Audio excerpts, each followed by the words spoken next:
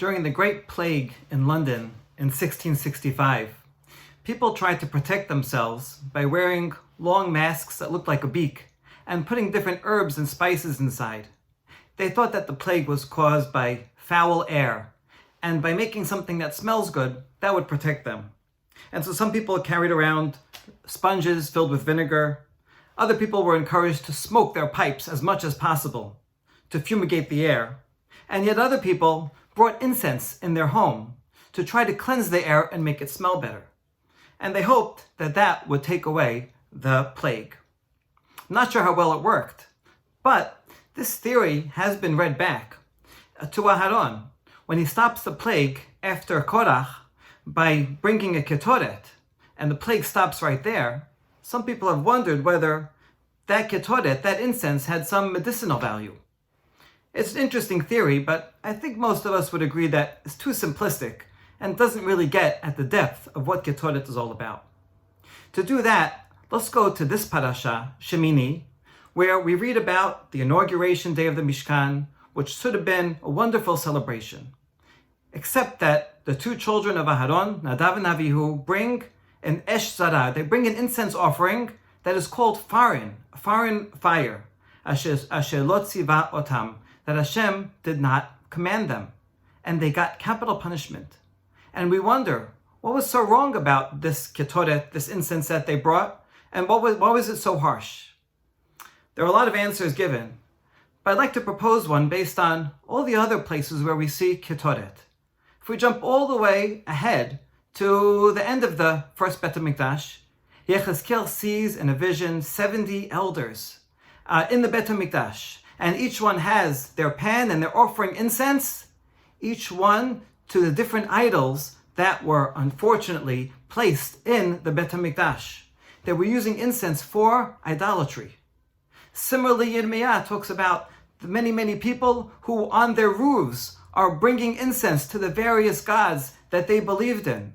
And he says this is why the Bet HaMikdash will be destroyed. Yeshayahu talks about ketoret to'evahili. It seems that incense was one of the most misused, misunderstood rites, and constantly being connected wrongly with Avodah Zarah. And so too, when Korach and his Abadato, the 250 chieftains, challenge Moshe and Aharon, they do that with ketoret. And that's why there it's appropriate that Aharon respond with the ketoret battle, that Aharon wins. And so it's only in response to their challenge with ketoret that Aharon brings the ketoret and then stops that plague, also using incense. And so now, if we come back to this parasha, and we'll look carefully, we see that, in fact, incense was never commanded.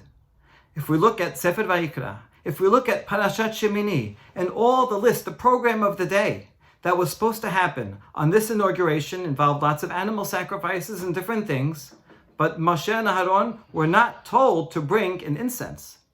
And so, Nadav and Avihu, on their own, coming and bringing this incense offering, one that was not on the program at all, that was not commanded, this is an indication of Avodah Zarah, Esh Zarah, a feeling of idolatry.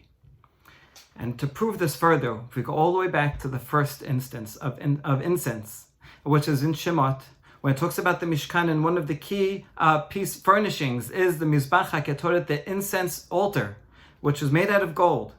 And we see there, although it's a key furnishing, it's mentioned out of place. After everything is done, all the instructions are finished and concluded, then the Torah adds, not in Tirumah, but at the end of Tetzaveh, and also add a Mizbach Ketoret, an incense offering, and you should bring the Ketoret 2 times a day, and especially on Yom Kippur. And over there it adds, Lo ta'alu alav Ketoret Zara, ve'olam mincha v'nesech lo tisichu alav v'chiper Aharon al kanotav achat b'shana, has a special warning that's unusual, not found in the other places, not to bring a foreign incense. And according to Rabbi Shammah, based on many Rishonim, that furnishing is added afterwards because it was not part of the original Mishkan program, but only as a result, a kapara for Chet HaEgel, for Avodah Zarah that was done later, and perhaps including this scene of Nadav and Avihu bringing Esh Zarah. And so you see in the Torah, the Mizbech Ketoret is brought as a response to say, Ketoret is something that's usually done for Avodah Zarah. And because people make that mistake again and again, we will bring it into the Mishkan and do it the right way, the way it is commanded, as a remembrance of the sins that were made before, and therefore as a kapara to do better. I think this is a very important lesson for our time. Anytime there's a sense of uncertainty and we don't have power over what's going to happen, people understandably have a tendency to find an easy solution, a quick fix, a magic formula. Say this 3 times and everything will go away. But obviously, it doesn't usually work that way.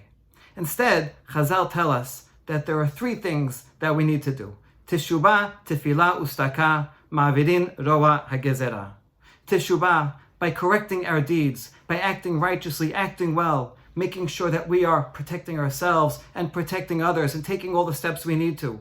Tefillah, by praying all the time. And every day we've been saying a special tefillah against the coronavirus that was written by the chief rabbinate of Israel.